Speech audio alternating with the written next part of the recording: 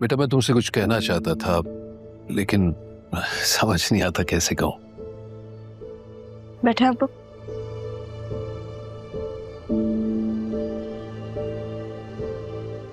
क्या हुआ? खैरियत? तुम्हारा ये जरियून से शादी करने का फैसला गलत फैसला है रहा। अरमान ने आपको बताया होगा। अब तो फैसला हो गया ना, अब चाहे कोई भी कुछ भी कहे। और ये फैसला अपने बाप को बताना जरूरी नहीं समझ। मैं जानता हूं बेटा तुम्हारी जिंदगी में मेरी कोई खास अहमियत नहीं है, लेकिन इतना जरूर कहूंगा कि जरियून तुम्हारे काबिल नहीं है। सैफ साहब के बिजनेस को तो नुकसान पहुंचा है, लेकिन बेटा वो तुम्हें सिर्फ, मेरा मतलब है वो तुम्हें एक आसान टारगेट समझता है। अब मैं यही तो चाहती हूँ कि वो मुझे एक आसान टारगेट समझे। मगर बेटा वो अच्छा लड़का नहीं है। मुझे पता है वो आपको नहीं पसंद, मैं जानती हूँ, लेकिन अब तो फैसला हो गया ना। चले मैं चलती हूँ।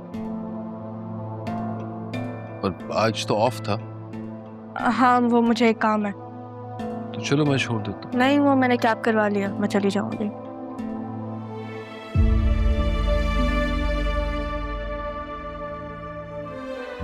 अब्बू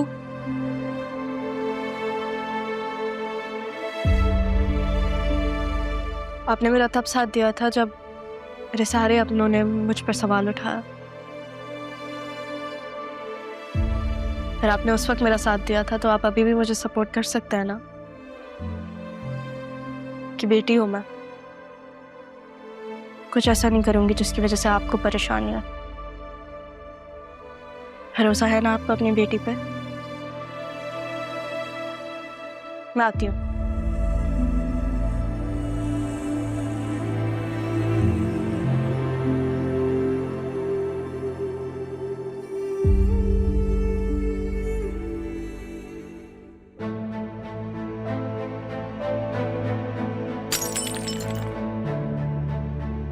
क्या हुआ है?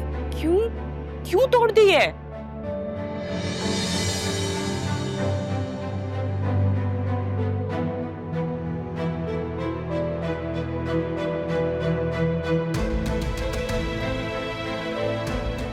देखो बेटा, खुद को हल्कान मत करो। उस राहा को भी तो देखो, तुम्हारी जिंदगी में कांटे बिछाकर कैसे जरियून के साथ घूमती फिरती है।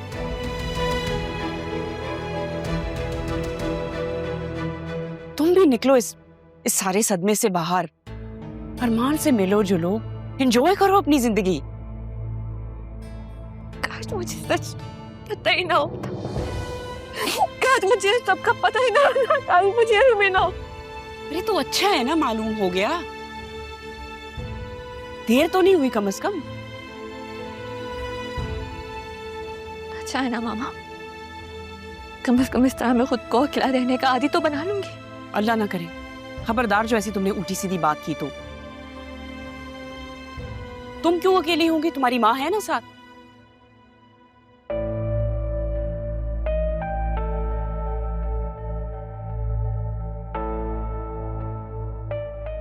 लगता है मुझे ही कुछ करना पड़ेगा।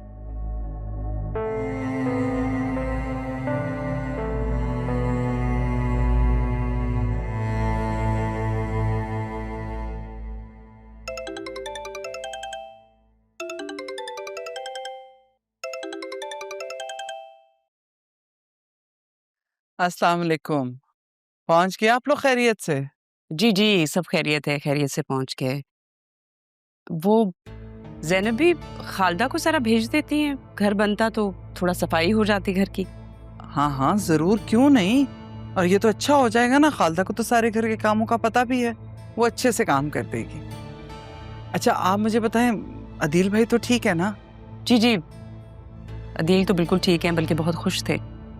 बस मेरी बतूल घर आके ना बहुत परेशान है, रो रही थी बहुत, अभी भी बहुत रो रही है। ज़ैनबी मैं सोच रही थी अगर ये मुमकिन हो तो हम अरमान और बतूल की शादी जल्द से जल्द कर दें। क्या ये मुमकिन है? जी ये तो आपने मेरे दिल की बात कर दी। आप जानती हैं अरमान भी यही कह रहा था कि जैसे ही आप लोग शिफ्ट कर जाएंगे हम बकायदा आपके घर आएंगे। चलें ये तो फिर बहुत अच्छा है ना। बल्कि ये करते हैं ना कि हम जिस दिन ज़रियून और राहा का निकाह होगा उसी दिन इन दोनों का भी करते हैं, ताकि उन्हें भी तो पता चले कि हमारे बच्चे भी किसी के मोहताज नहीं है और ना ही इन्हें किसी चीज़ की कमी है। क्या कहती हैं आप? ठीक कह रही हैं वैसे आप। अब खैर अगर किसी भी चीज़ की ज़रूरत हो तो मुझे बताइएगा। मैं तो सोची थी क्यों ना खाना बनाकर भिजवा दूँ आपको। Thank you.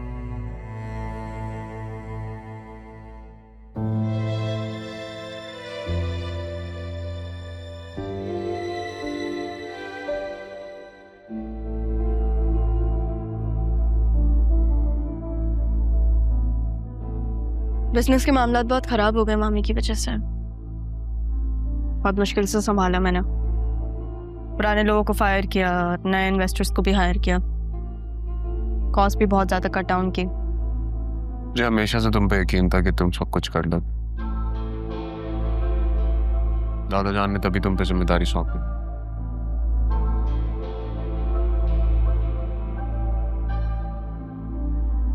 मामू जान तो चेयरमैन है ना, उन्होंने कुछ नहीं कहा तुमसे?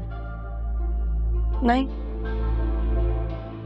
उनकी बीवी की वजह से ही तो ये सब हुआ है। वो क्या कहते हैं, अंकल रफीक ने मुझे लॉस विद क्लॉज बताया। ये पूरा बिजनेस मेरा है।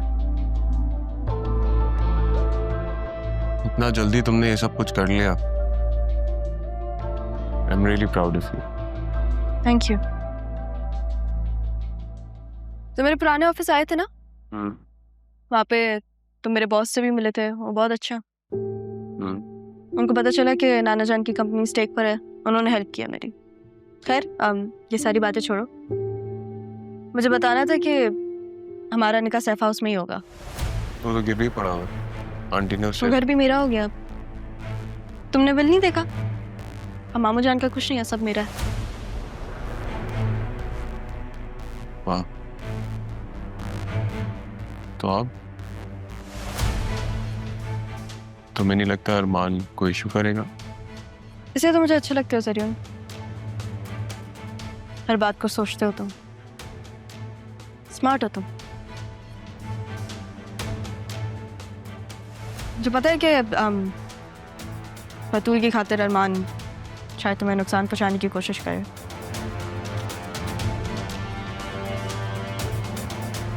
पर वो नहीं कर पाएगा क्योंकि तुम उसकी पहुंच में नहीं हो, और मैं तुम्हें कुछ होने नहीं दूंगी।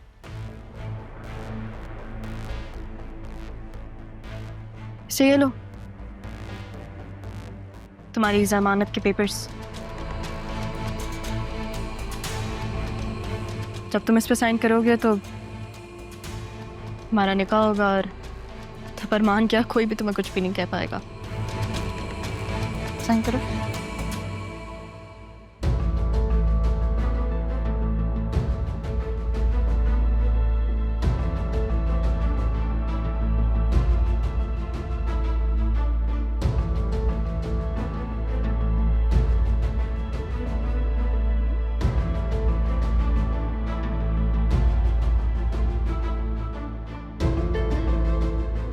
बस एक खुशी बाकी है। क्या खुशी? जब तुम सबके सामने बतूल को छोड़ोगे।